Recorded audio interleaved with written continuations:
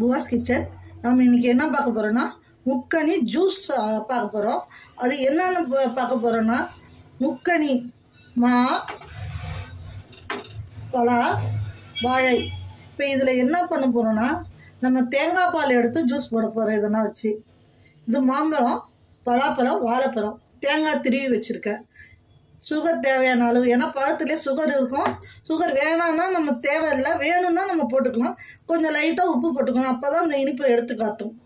இப்போ இதெல்லாம் நம்ம அரிஞ்சு மிக்சியில் போட்டு எடுத்துகிட்டு வந்துடுவோம். தேங்காய் பால் தனியாக எடுக்கணும். தேங்காய் பாலை ஃபஸ்ட்டு போட்டு வந்துடுவோம். அதுக்கப்புறம் இதெல்லாம் அரிஞ்சு ஜூஸ் போட்டு எடுத்துகிட்டு வந்து காட்டுறேன். இப்போ நம்ம ஜூஸர் ஜார் எடுத்துக்கிட்டோம். இதில் தேங்காய் திருவுன தேங்காவாக போட போகிறோம்.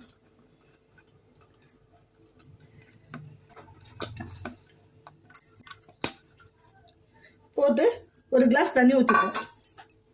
போட்டுட்டோம். தேங்காய் போட்டுட்டு ஒரு கிளாஸ் அளவு தண்ணி ஊற்றிக்கிங்க. தண்ணி ஊற்றிக்கிட்டு ஒரு 4 ஸ்பூன் ஜீனி போட்டுங்க. இந்த தேங்காய் கூடவே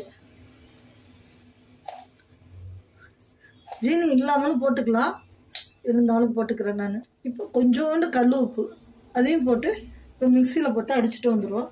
இப்போ இது மேலே இப்படி போட்டு பால் அரைக்கணும். அரைக்கும்போது நல்லா மசிஞ்சிடும். நம்ம வேறு எந்த திராட்சை ஜூஸு, சாத்துக்குடி ஜூஸ் எல்லாத்துக்கும் இப்படி அரைக்கலாம். மீதி வாழைப்பழம் இதெல்லாம் போடும்போது சாதாரணமாக மிக்சி ஜாரில் போடுற மாதிரி போட்டு அரைச்சிக்கலாங்க. இப்போ இதை அரைச்சிட்டு வந்துடுவோம். இப்போ பாருங்கள், பாலைன்னா இந்த வெளிப்பக்கம் இருக்குது, சக்கை அந்த உள்ள ட்ரம்மு மாதிரி ஒன்று போட்டோம்ல, இந்த இடத்துக்கிட்ட ஒன்று போட்டிருக்கோம், ட்ரம்மு மாதிரி, அதுக்குள்ளே இருக்கும் சக்கையென்னா. இப்போ பாலை வடிகட்டி எடுத்துப்போம். பால் வடிகட்டி தான் இருக்கும், அப்படி எடுத்து ஊற்றிப்போம். நம்ம வாழைப்பழத்தை அரிஞ்சு பண்ணணும் இல்லைங்க, இப்படி கையாலேயே சின்ன சின்ன பீஸாக இப்படி கிள்ளி போட்டாலே இதாகிடும்.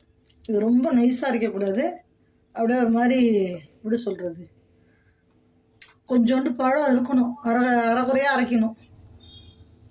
இதெல்லாம் அப்படியே முழுசாகவே போட்டு அரைச்சிடலாம், அரைப்பட்டுரும். எல்லாத்தையும் அரைச்சிட்டு வந்துடுவோம். மாம்பழம் எல்லாத்தையும் போட்டு இதை அப்படியே போட்டு பல்சில் ஒரு அரைச்சிட்டு வந்துடுவாங்க. இப்போ பல்சில் கொஞ்சம் போட்டுக்கிட்டோம். இதில் நம்ம புளிஞ்சு வச்சோம்ல தேங்காய் பால், அதை ஆட் பண்ணி அரைச்சிட்டு வருவோம். ஒரு கிளாஸ் போல் ஊற்றிங்க.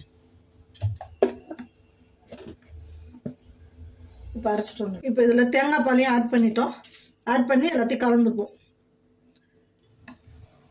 இங்கே பாருங்கள், ஜூஸ் ஜாரில் போட்டு ஜூஸ் போட்டு வந்தாச்சு.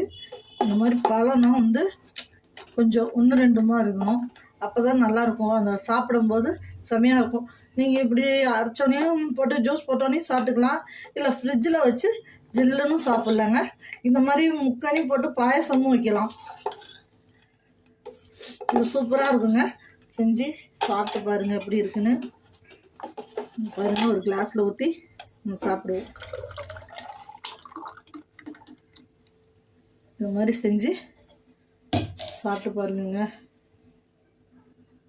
எப்படி இருக்குன்னு சொல்லுங்கள். சாப்பிட்டுட்டு செம்மையாக இருக்கும். நம்ம இது பசும்பால்லையும் செய்யலாம், பாக்கெட் பால்லையும் செய்யலாம். தேங்காவில் செய்யும்போது உடம்புக்கு இன்னும் ஹெல்த்தியாக இருக்கும். ஃப்ரூட்ஸ் எல்லாம் இருக்கும்போது தேங்காய் பால் புழிஞ்சு செய்யும்போது இன்னும் ஹெல்த்தியாக இருக்கும். அதுக்காக தேங்காய் பாலில் செஞ்சோம். நன்றி மக்களே.